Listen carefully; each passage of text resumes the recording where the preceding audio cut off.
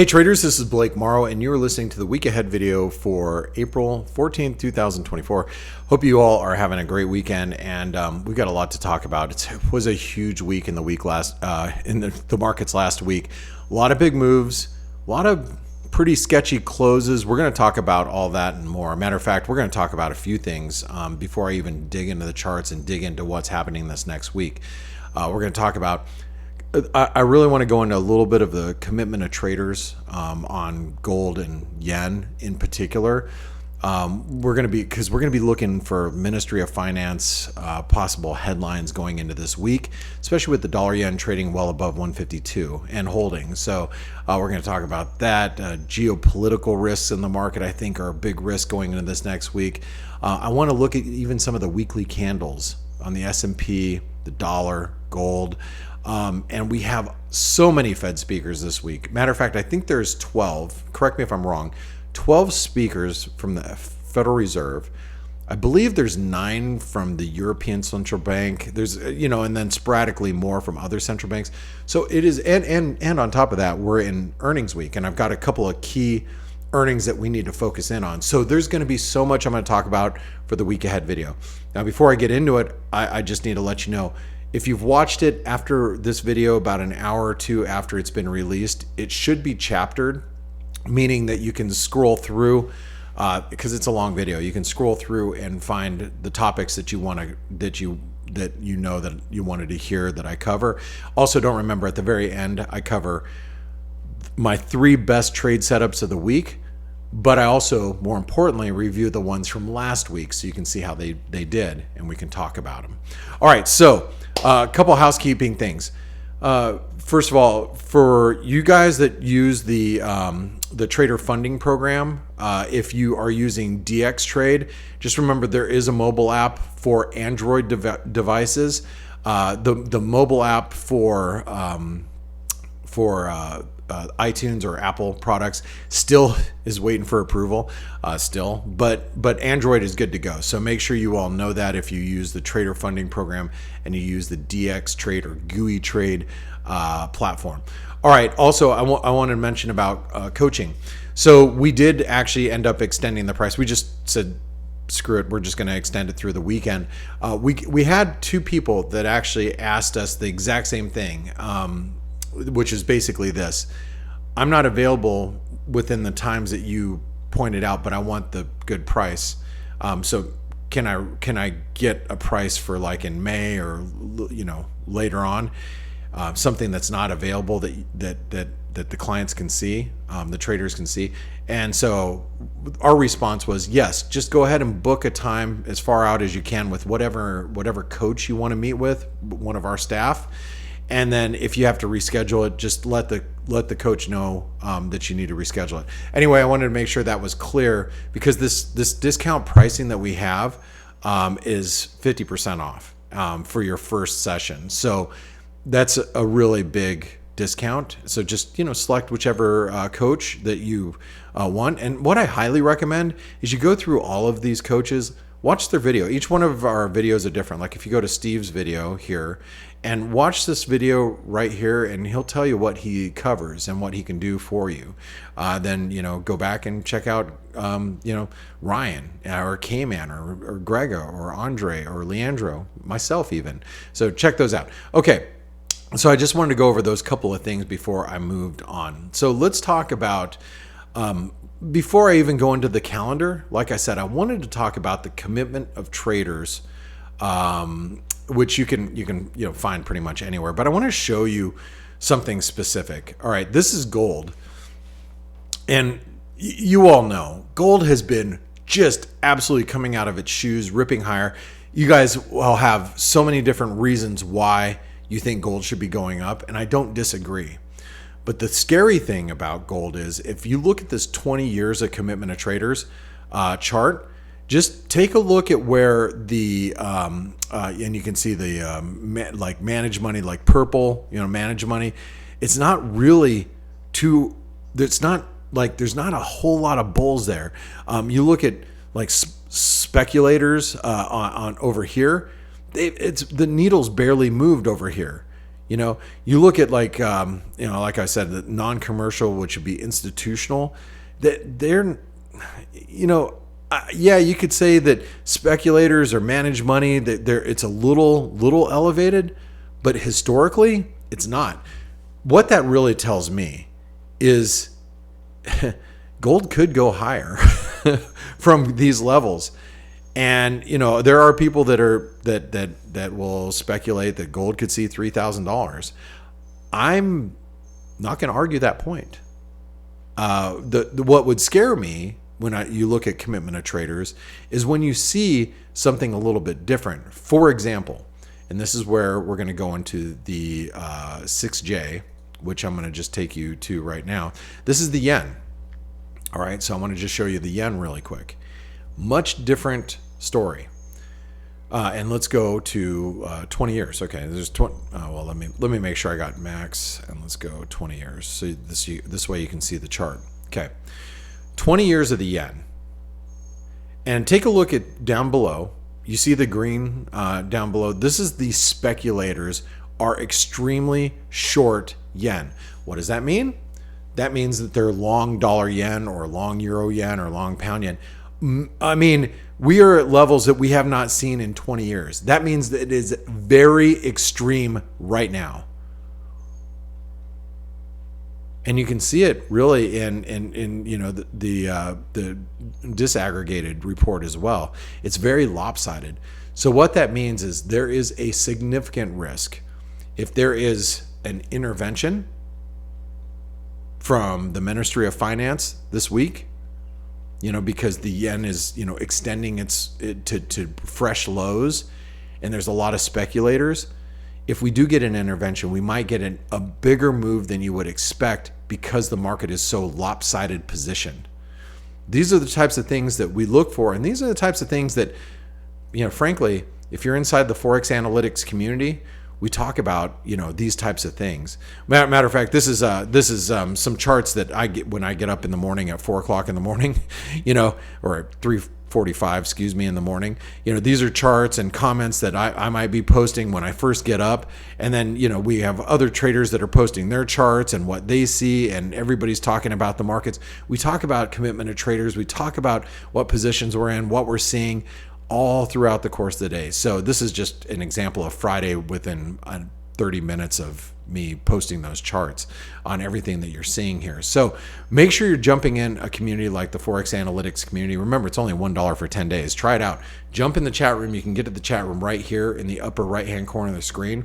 You click that, takes you to the chat room, and then you can be in there. We talk just markets. Really, it's just, no sales, just markets. You don't have to worry about people selling stuff, because if they do, we boot them out indefinitely for good. So, that's it. And we don't have religious or political talks either, because people get too, it's irrelevant. It's not affecting the markets. Anyway, all right, let's get in. That was one thing I really wanted to show you guys when we kicked off, is look at those commitment of traders. It's getting gold, not so bad. Gold looks like it could continue higher. The only thing that gold has going against it right now is that the dollar is going up and yields are going up for the most part. So that's one thing about gold, but I don't know if that's going to stop this freight train. Anyway, we're going to get into the technicals in gold in a few minutes. I do also, I wanted to mention really quick, take a look at these. Let's go into some weekly candles really fast. Let's just do that. I just want to show you a few things. Let's take a look at the S&P. Okay, first of all, okay, this is a, let me make sure I got the weekly candle here. Okay, I mean, that's a pretty ugly weekly candle. You can see it right here, right? It's fresh low on the week. First time we've seen 2 consecutive down weeks. Well, I guess we saw some down weeks there, but really with some momentum since back here in October. Volume's picking up. Something that we should be paying attention to. Take a look at the dollar index. I know a lot of people weren't expecting this one. Look at the dollar index on a weekly chart. I mean, look at how big of a breakout that is in the dollar index. That's and really, if we start getting above 107, that's going to be a pretty crazy move. Here's another one that I just want to show you really fast. Take a look at gold, because gold, to be frank, I just explained to you guys how it may have further to go. The thing I don't like about it is like I mentioned, the dollar is going up, but look at this very, very long wick on this weekly candle. It's not a gravestone doji. It is a long upper shadow doji, and those tend to be reversals. Now it is a neutral candle by the book. Like if you look by the book, you go, okay, well that's neutral. I agree with you. But even if it's neutral, it tends to lean a little bit bearish. So, if you look at percentages, you're like neutral, 50-50. Right. Okay. You take a candle like this, maybe 45-55%, 55% bearish, 45% bullish, so it's neutral, but it just leans just a little bit. That's why, and we've had such a massive run, and the dollar's breaking out, that we have to pay attention to these weekly candles, see how they feed into next week. Again, with so many things happening this next week. All right, so let's get into the calendar, and let me get off my video here, and let's talk a little bit about what's happening throughout the course of this next week. Now you can follow along on Forex Analytics if you want to follow along there. Here's a live squawk feed. I'm actually going to go to our charts that we use every single week, and you guys know I draw these things every week with you, and then I leave the drawing so we can see what happened throughout the course of the week. So we'll start off with the euro. The reason why is because Monday, we have U.S. retail sales. Now, yes, we can look at the dollar index, which I will go back and look at the dollar index in a little bit. But what you should really notice is, because we already looked at the dollar kind of briefly, the dollar is breaking out against everything. And one thing I need to point out with the euro is a very bearish breakdown. Now, last week we were hoping for a move to 110, but if you're like me and started getting in short around the 618, you probably did pretty well last week. But with this, now let me delete this line from last week. We don't need it. Okay, so with retail sales, I don't know if I have to really explain this concept to you, but for those of you that are not normal listeners, if you're not, let me ask you why not, and let me ask you, if you're not, make sure you subscribe so you get this video each and every week. Subscribe to the YouTube channel. It's free to do so. You can hit the bell icon, then you'll be notified every time there is a new week ahead video, which would be every week. Anyway, for the last 7 years.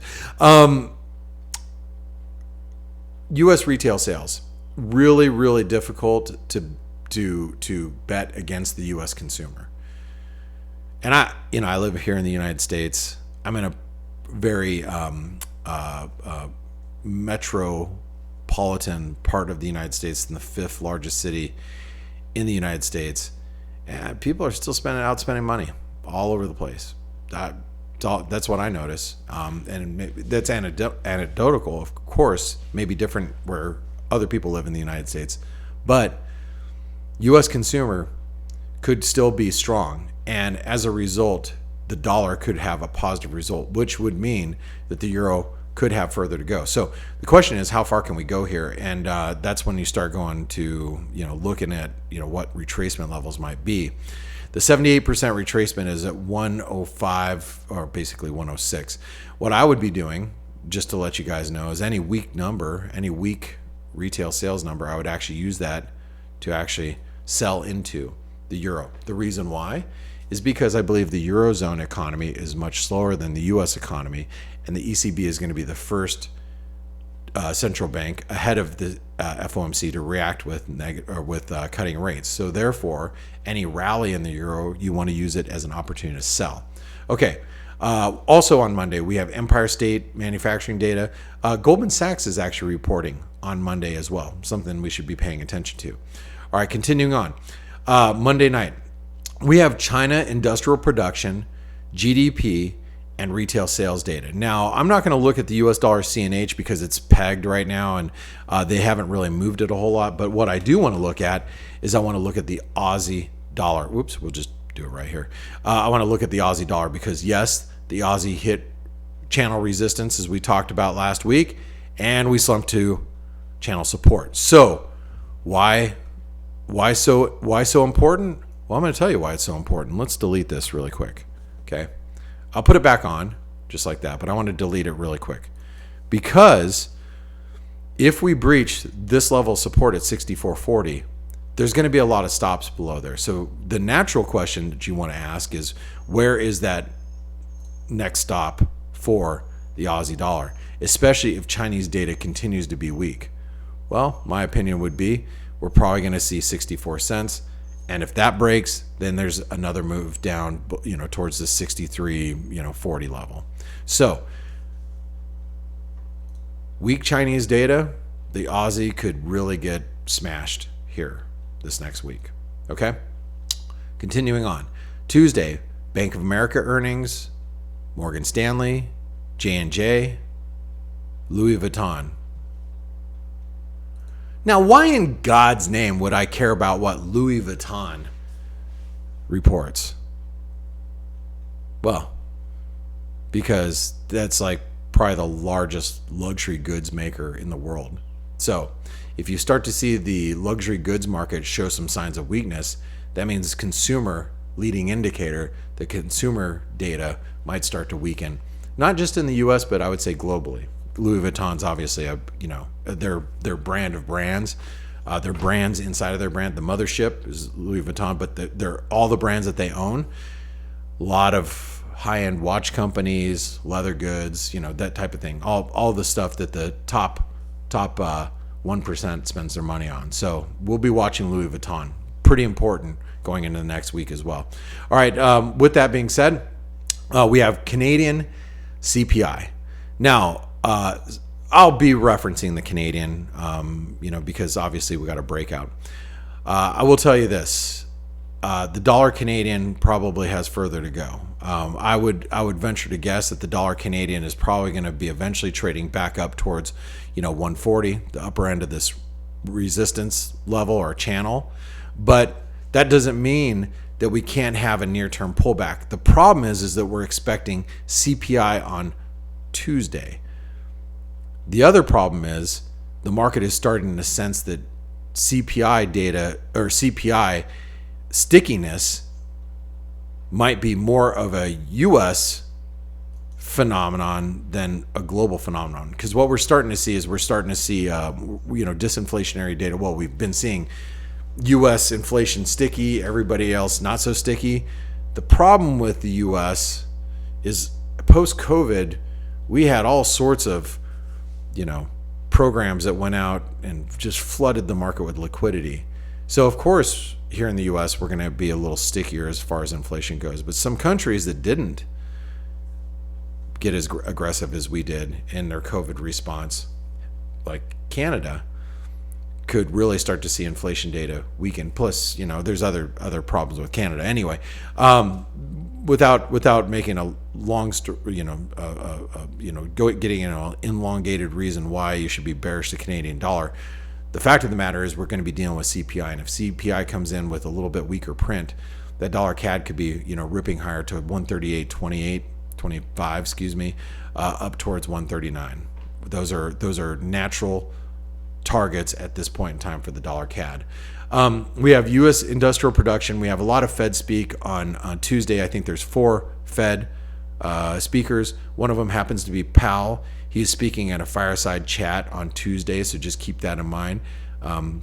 Being it's a fireside chat, he could talk about monetary policy and give us some clues.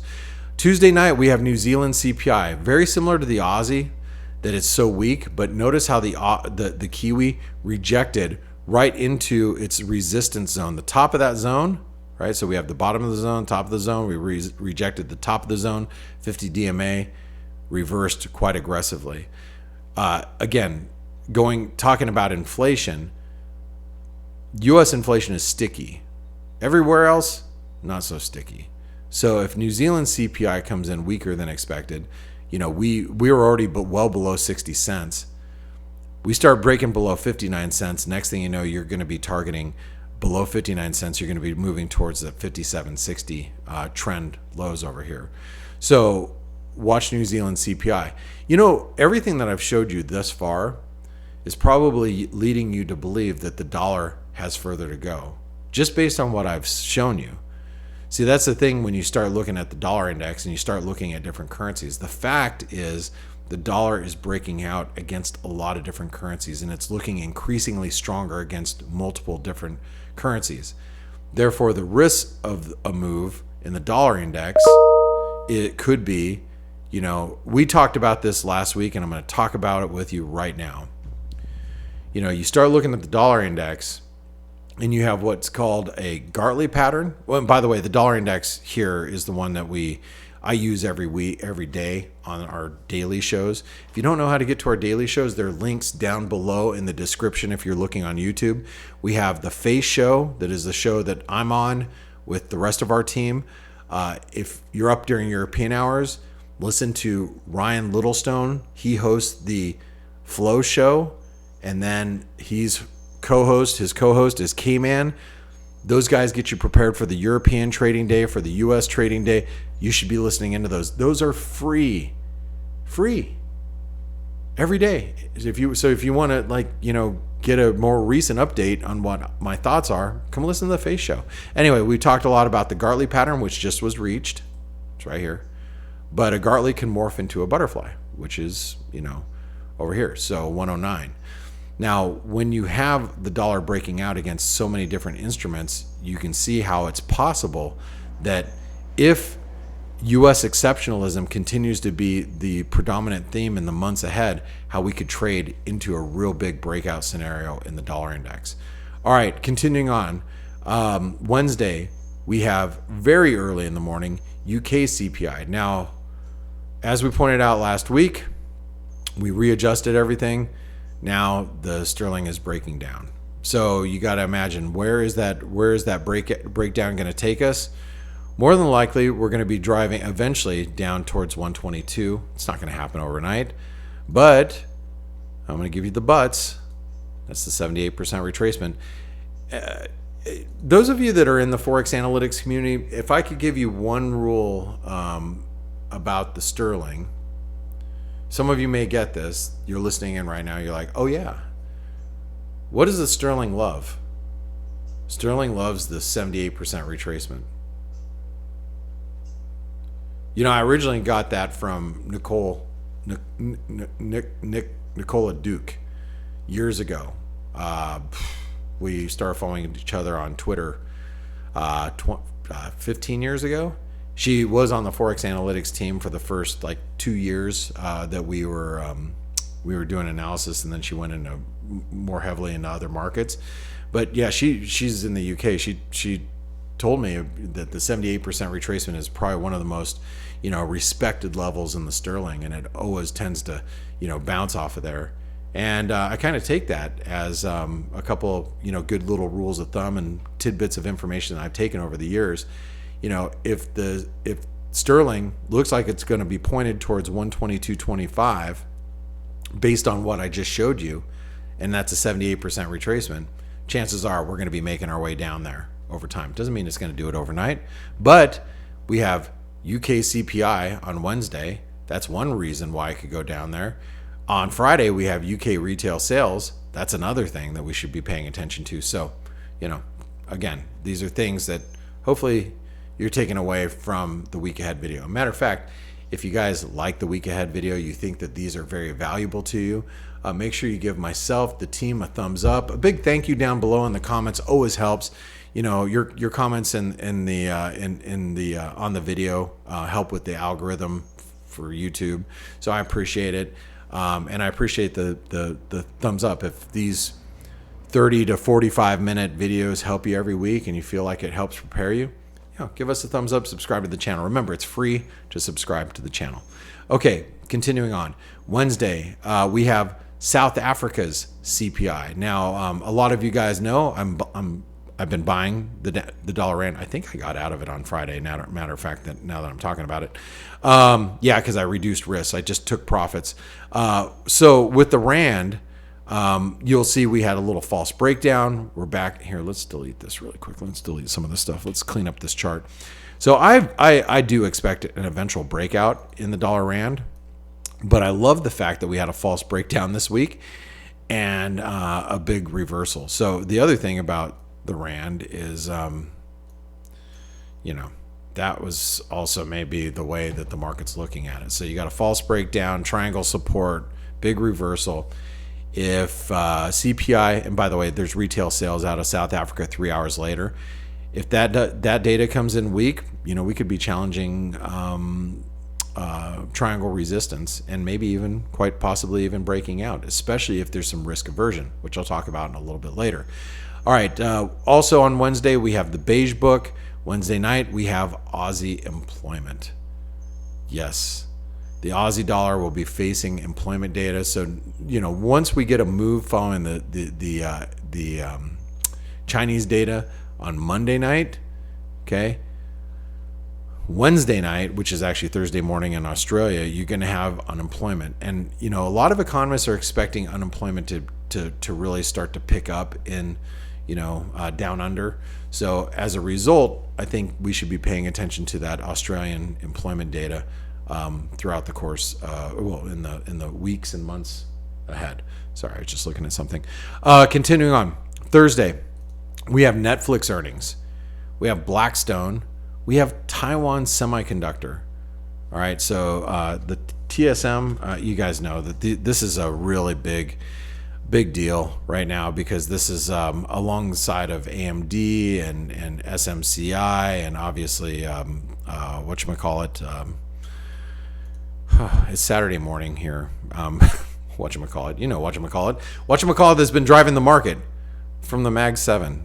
Oh, geez. You guys know which stock I'm talking about. They make all the chips. That's in my screens right here.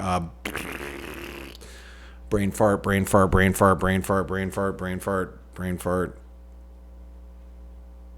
I can actually search it because NVIDIA. Geez, holy cow. I should have my editor take that out. But you know what? I'm not going to. You know why? Because I have brain farts. You might be sitting there going, oh my God, Blake has brain farts all the time. And you know what it sounds like?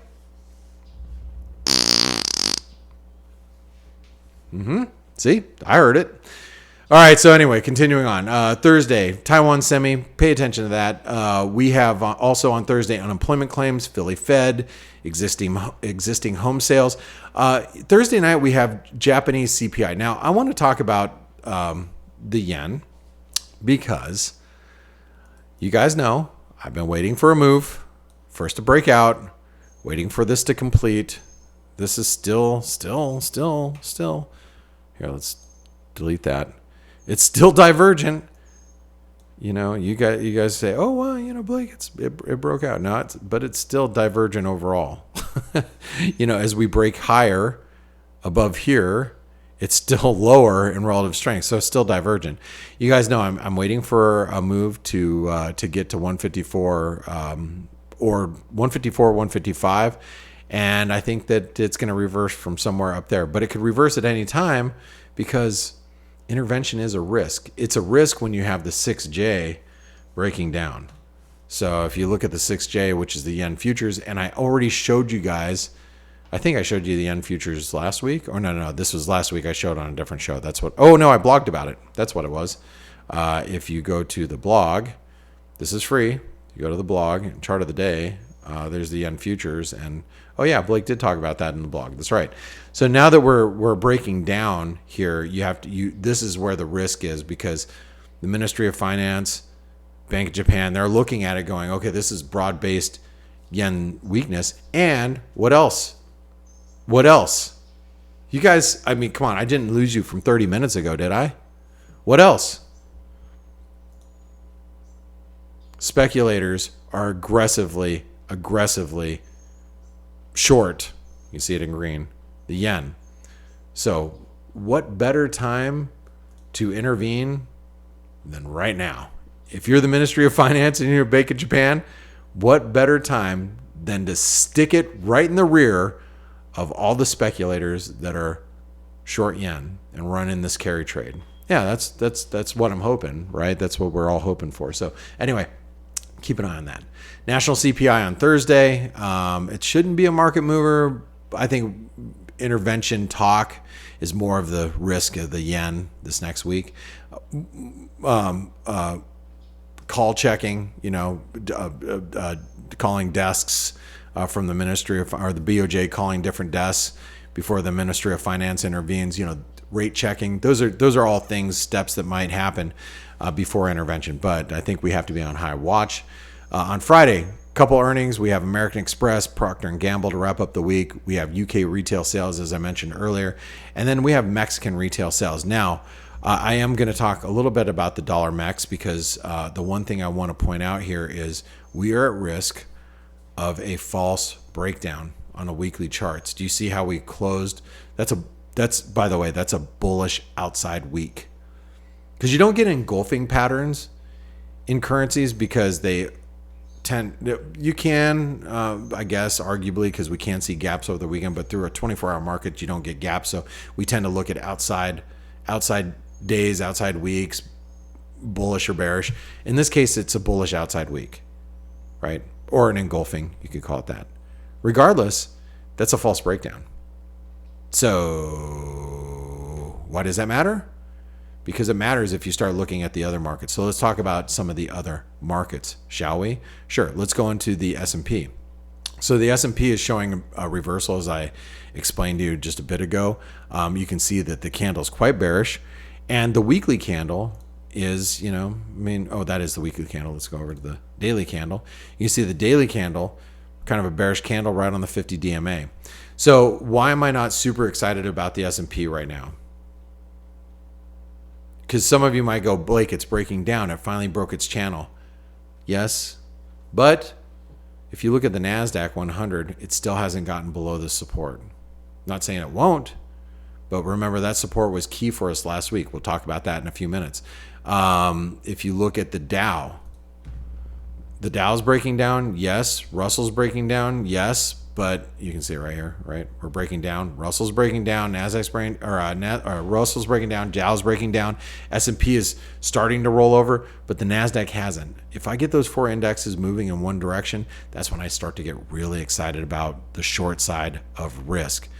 Why does that matter? Because the dollar Mexican peso hinges on that.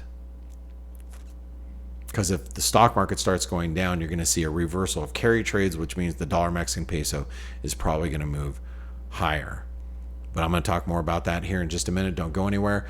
Let's talk about gold, technical of gold. Now we talked about the commitment of traders, but let's look at this 161% extension of this entire move. All right, let's delete that. We don't need that right now. And I think that's pretty. Hold on, let me do something else really quick while we're together. Let me go to a weekly chart here,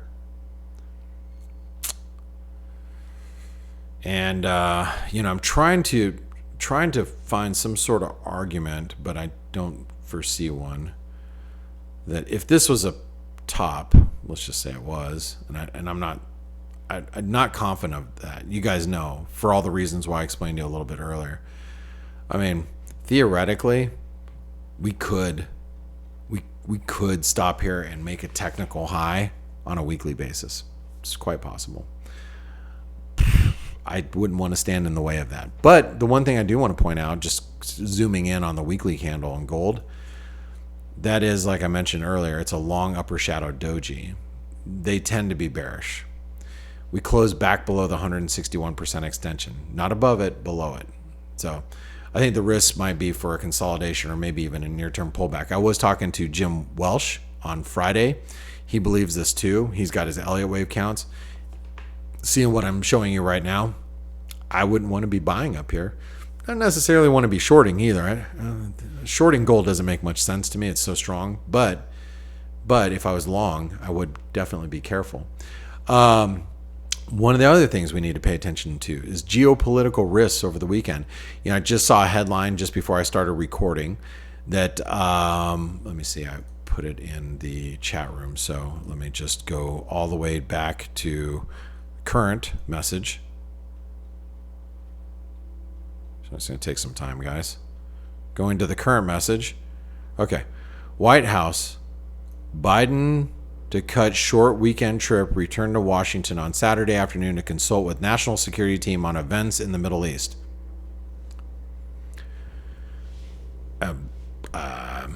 Well,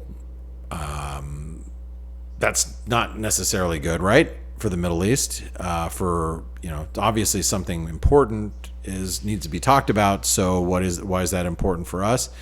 Because that's what could put crude oil well above $90, right? The one thing about crude I need to point out here really quick is we're well above the 618. We're above just channel resistance, however you want to draw it. Maybe you draw it like this. We're kind of hanging out. If things get worse in the Middle East, then yes, we could have a Gartley pattern towards 110. And I don't know about where you live, but gas prices where I live are very, very expensive. Very expensive for, relatively speaking, for US. I know if you live in Europe, you're like, yeah, you don't want to know what expensive is? Come to where I live. I get all those arguments. I'm just talking relatively speaking to where in the United States and what I'm used to.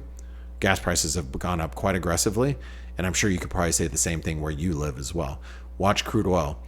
As I've said since the beginning of 2024, the Achilles heel, because I've said exactly this, the Achilles heel of central banks this year could be energy costs.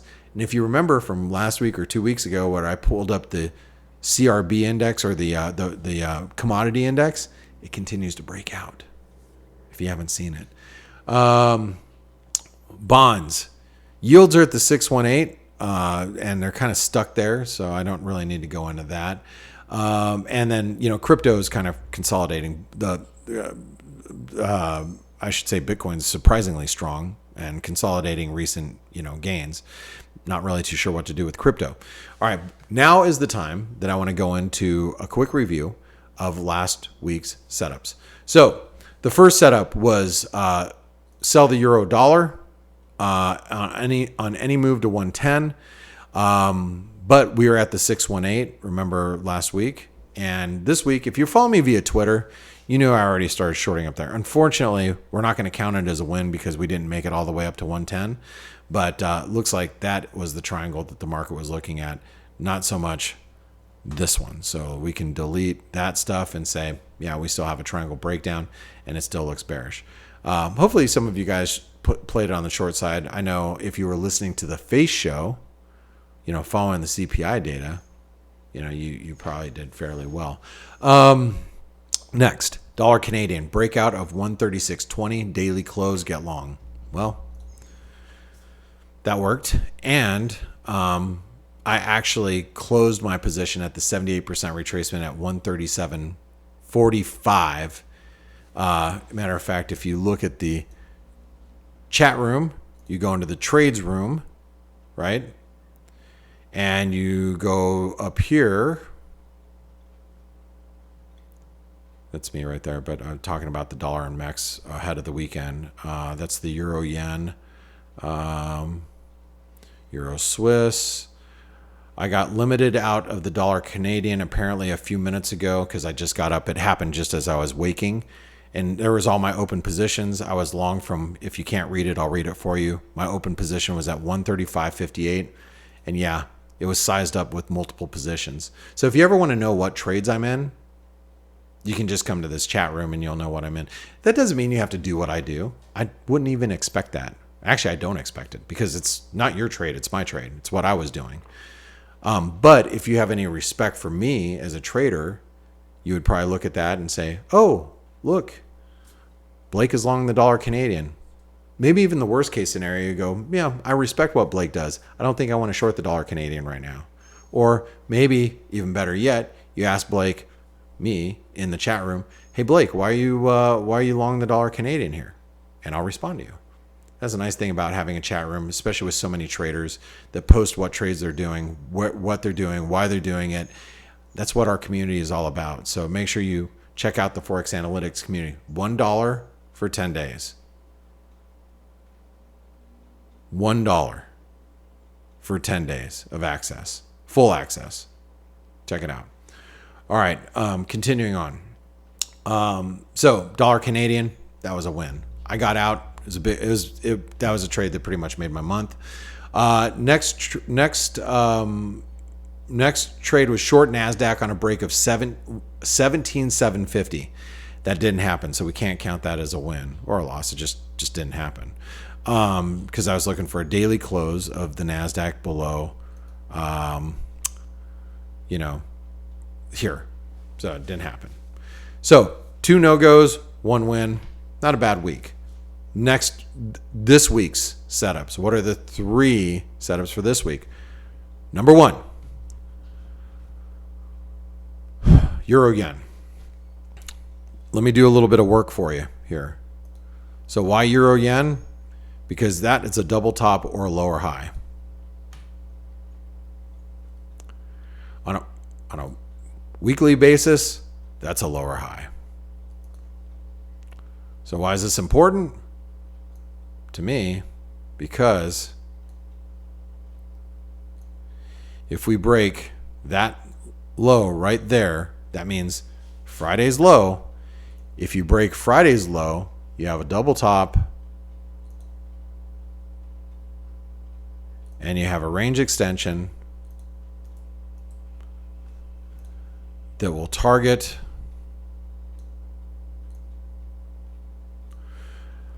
let's just say around 160 or close to the 200 DMA. So setup number 1, break below Friday's lows, double top is triggered.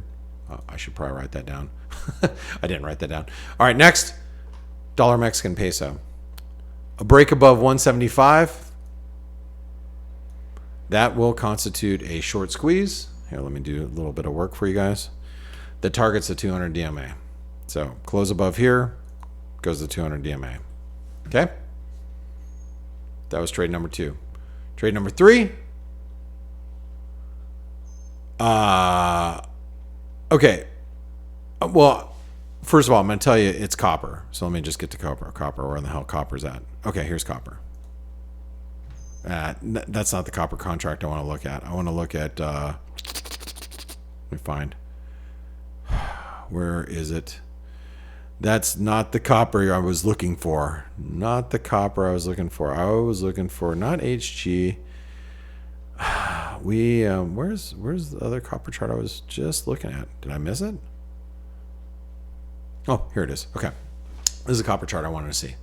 It doesn't matter which copper chart you look at. It's just the one I know we were drawing on here. Or I was drawing on here. 161% extension. You can see this right here. Okay. 161% extension. We hit it. Here's a high. Okay. So while we're below 440, I think that you short copper because it's a great risk reward. I mean, your risk is here. If you take a loss, it's going to be small. If you have a gain, it's going to be much bigger. That's a good risk reward. So if you trade copper, why not be short up here? Now, some of you might ask, well, why not be short the S&P? Again, the NASDAQ hasn't broken yet. If I saw the NASDAQ, Dow, Russell, DAX, Nikkei, S&P, if they're all falling together, I think there's going to be a lot of money to be made. It's been such a strong market. Equities have been. They've been so strong. It's been a tough short. So I've been very, hesitant about being too aggressive on short risk trades, but they are developing. And you know what? I think you just have to keep listening in to the daily shows and the week ahead video, because you know that two-way price action is coming if it's not here already here, which means great volatility, and that means great trading environments for you and I and every FX trader and every trader globally. So with that being said, guys, gals, if you enjoyed this video, please give it a thumbs up. Please comment down below if I missed something that you were covering that maybe I didn't see, or maybe a question I can answer for you. Do it there in the comments. And I hope you all have a great weekend. And I want to thank you so much for spending your time with me. I know it's so valuable to you. So the fact that you made it this far in this video, I want to say thank you for blessing me with that time. I will see you on Monday morning on the F.A.C.E show. Have a great remainder of your weekend. Good day. Hey traders, this is Blake Morrow with Forex Analytics. Thanks for stopping by our YouTube channel. Don't forget to like these videos, share them, and subscribe to our channel so you don't miss any of the content that we provide here for free. Thanks for stopping by. I'll see you in the next video.